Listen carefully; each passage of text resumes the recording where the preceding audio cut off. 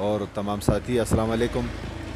सबसे पहले मैं मशकूर हूँ सहाफ़ी हज़रात का, क्योंकि अवामी एक्शन कमेटी काफ़ी अरसे के बाद ज़िला गांचे की तरफ हमने रुख की है। और हाल ही में कल हम लोग को तहसील मशबरूम के आखिरी बॉर्डर तक तलस गाँव के मुख्तलिफ़ यूनियन के मुख्तलिफ़ गाँवों में हमने विज़िट की और मुख्तलिफ़ इशूज़ को वहाँ पे आवाम ने रेज़ की। और अवामी एक्शन कमेटी का क़याम भी इसीलिए अमल में लाया गया है। गिलगित बल्तिस्तान के गयूर महकूम अवाम के तमाम मसाइल, उनके ऊपर होने वाले जुल्म, ज़्यादती, नाइंसाफ़ियों के ख़िलाफ़ ये पार्टी और ये तहरीक बरसर पैकार है। तो इंशाअल्लाह ताला हमने मुख्तलिफ़ इशूज़ को हमने वहाँ से ली है। तो इन इशूज़ को हम हेडकोार्टर बल्तिस्तान स्कर्दू पहुँचने के बाद उनको हम बाकायदगी से हम रेस करेंगे। तो आपकी वसातत से उन इशूज़ को हम मुख्तसरन आप लोगों तक भी पहुँचाना ज़रूरी समझता हूँ। और साथ ही साथ हम आज ये ऐलान करने जा रहे हैं कि अवामी एक्शन कमेटी का क़याम हम ज़िला गांचे के अंदर भी हम क़याम अमल में लाएंगे, जिसका हम हमारी जो आपस की कोऑर्डिनेशन के तहत हम नज़र काज़मी को ज़िला गांचे का हम कोऑर्डिनेटर तकर्रुर करते हैं, तयनात करते हैं। और साथ ही जितने गाँव के अंदर हमने विज़िट की है वहाँ से हमने मुख्तलिफ़ लोगों का हमने नाम लिए हैं, वो अवामी एक्शन कमेटी का मेंबर होंगे। और इंशाअल्लाह आने वाली फ़ज़ा इंशाअल्लाह जब थोड़ा बहुत खुल जाएंगे, खुलने के बाद हम दोबारा आएंगे और ज़िला गांचे के हर गाँव हम इंशाअल्लाह जाएंगे, उनके मसाइल सुनेंगे हुक्काम बाला तक। और उन मसाइल के हल के लिए हम अपनी अवामी ताकत के ज़रिए उनके हल के लिए हम इंशाअल्लाह हम अपनी जस्तजू जारी रखेंगे।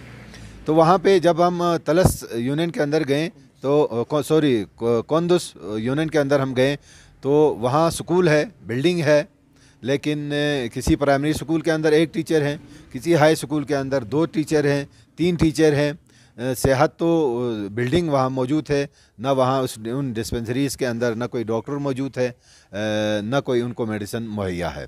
तो मैं समझता हूँ ये लोग हमारे मुहाफ़िज़ हैं, ये बॉर्डर एरिया के लोग हैं, इनकी बड़ी क़ुरबानी है, ख़ासकर गिलगित बल्तिस्तान की इस ख़त्ते के लिए इनकी बहुत बड़ी क़ुरबानियाँ हैं। जब भी दुश्मन उठ खड़ा होता है तो यही लोग हैं जो अपने माओ बहनों को भी लेकर पाकिस्तान आर्मी के साथ उठ खड़े होते हैं और हमारी ख़त्ते की हिफाजत के लिए ये लोग खड़े रहते हैं। तो मैं समझता हूँ रियासत की ये ज़िम्मेदारी है कि वो अपने रियासती बाशिंदों की हुकूक़ की तहफ़्फ़ुज़ करें और उनके दहलीज़ पर उनको सहूलियात मुहैया करें। तो रियासती ज़िम्मेदारों से भी हमारा ये डिमांड है कि ये जो ख़त्ता, इस ख़त्ते के अंदर जो बॉर्डर एरियाज़ के लोग हैं उनको स्पेशली ट्रीट किया जाए और जो स्कूल का निज़ाम है उसको बेहतर किया जाए, जो सेहत का जो फुकदान है उसको बेहतर किया जाए। और साथ ही साथ जो वहाँ पे मुलाजमीन का इशू है उनको मुलाजमतों के अंदर तरजीही बुनियाद पर उनको मुलाजमतें दी जाए। ख़ासकर पाकिस्तान आर्मी के अंदर बॉर्डर एरिया के लाइन पे होने के नाते आर्मी वालों को भी हमारा ये डिमांड है कि जो भी आर्मी में जाना चाहते हैं तो उन बॉर्डर एरिया के उन नौजवानों को तरजीही बुनियाद पर उनको भर्ती किया जाए।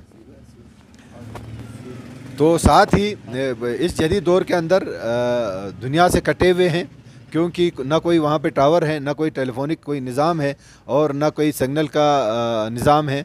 तो मैं SCO से भी ये गुजारिश करूँगा कि अपनी टावर्स को वहाँ तक पहुँचाएँ और फौरी तौर पर पूरी दुनिया के साथ उनको मुंसलिक करें, ताकि बहुत सारे इश्यूज़ ऐसे हैं जो इस जदीद दौर के अंदर मुख्तलिफ़ सोशल मीडिया के ज़रिए, मीडिया के ज़रिए हुक्काम बाला तक पहुँचने से उनको रिलीफ मिलता है। लिहाजा SCO से गुजारिश है कि वहाँ पे फौरी तौर पर अपने टावर्स और सिग्नल का जो इशूज़ है उनको हल किया जाए। साथ ही साथ उनका ये भी मुतालबा था कि गंदम का इशू है, वहाँ पे कोटे का इशू है। कहा गया कि हमारे कोटों के अंदर कटौती करते हुए यहाँ 400 बुरी तक पहुँचे हैं।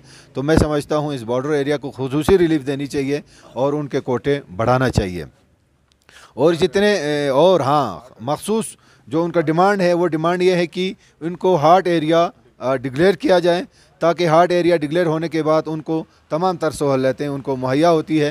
तो वो फौरी तौर पर गिलगित बल्तिस्तान के सूबाई हुकूमत और जो भी इदारे हैं उन इदारों से हमारी गुजारिश है कि उन एरियाज़ को हार्ट एरिया डिक्लेयर किया जाए।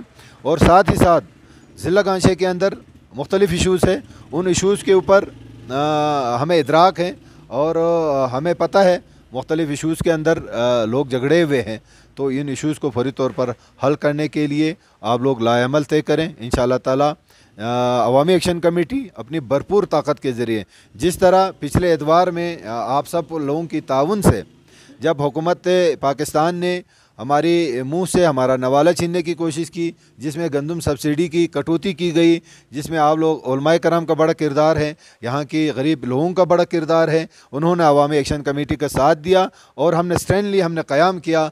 आप जीत गए, आपको दोबारा सब्सिडी बहाल हो गए। इसी तरह पिछले दिनों आप टैक्स का इशू देखें, जब आपके ऊपर टैक्स लगाने की कोशिश की गई, हमारा डिमांड ये है Gilgit Baltistan tax free zone होनी चाहिए, क्योंकि गिलगित बल्तिस्तान आइनी तौर पर इस वक्त तक अभी तक 70 साल होने के बावजूद आइनी तौर पर हम आइनी शहरी नहीं हैं।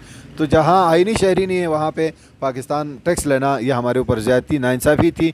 तो आप लोगों ने अवामी एक्शन कमेटी उस कॉल को भी लब्बैक कहा और तमाम उलमाए कर तमाम मकाती फ़िक्र के उलमाए कराम ने और तमाम बुज़ुर्गों ने, नौजवानों ने, ख़ासकर ख़वातीन व हज़रात जो हमारे माएँ बहनें हैं, उनकी भी कंट्रीब्यूशन रही और अवामी एक्शन कमेटी ने उस साजिश को भी बेनकाब किया और जद्दोजहद जारी रखी। तो इंशाअल्लाह ताला हमें यकीन है अवामी एक्शन कमेटी के साथ आप लोग ताउन करेंगे। जो भी बुनियादी हमारी जो हुकूक है उसका मसला है वो हम लड़ रहे हैं, तो हम आपको यकीन दिलाते हैं अवामी एक्शन कमेटी बल्तिस्तान इंशाअल्लाह ताला तमाम मकाती फ़िक्र के लोगों को लेकर, उलमाए कराम को लेकर और नौजवानों को लेकर इंशाअल्लाह ताला हम गिलगित बल्तिस्तान की बका की जंग लड़ रहे हैं, हम गिलगित बल्तिस्तान की बुनियादी हुकूक की जंग लड़ रहे हैं। हम तमाम अज़ला की मखसूस जो उनकी शनाख्त है, हम उन शनाख्त के लिए हम जद्दोजहद कर रहे हैं। तो इंशाअल्लाह हम किसी साजिश का हिस्सा नहीं बनेंगे, बल्कि हम उन साजिशों को बेनकाब करेंगे जो ख़त्ते गिलगित बल्तिस्तान के ख़िलाफ़ साजिश करने पर तुले हुए हैं। तो इंशाअल्लाह ताला नेक्स्ट इलेक्शन आ रहा है, तो इस वक्त गिलगित बल्तिस्तान की फ़ज़ा को फिर से मजहबी मुनाफिरत के अंदर, फिर से लिसानी मुनाफिरत के अंदर डालने की कोशिश की जा रही है। लिहाजा उसकी हम मजम्मत करते हैं और हम वार्न करते हैं हुकूमत को कि एक दफ़ा फिर तुम गिलगित बल्तिस्तान के अवाम को खून के नदी में नहलाने के चक्कर में है। तो इंशाअल्लाह हम तुम्हारे इस साजिश को हम बेनकाब करेंगे और इंशाअल्लाह यही अवाम आप लोगों से के साथ जो साजिशा नासिर है उनके साथ डट कर मुकाबला करने की सकत रखता है। तो अवामी एक्शन कमेटी एक दफ़ा फिर आप तमाम उलमाए कराम, तमाम बुज़ुर्ग नौजवानों का मशकूर हूँ कि आप लोगों ने हमेशा जब भी एक्शन कमेटी ने आवाज़ कॉल दी आप लोग खड़े रहें, आप लोगों ने हमारे साथ दिया। हमें यकीन है नेक्स्ट टाइम भी इंशाअल्लाह कोई भी इशूज़ रेस होता है तो आप लोग हमारे साथ ताउन जारी रखेंगे। बहुत बहुत शुक्रिया जी, थैंक यू।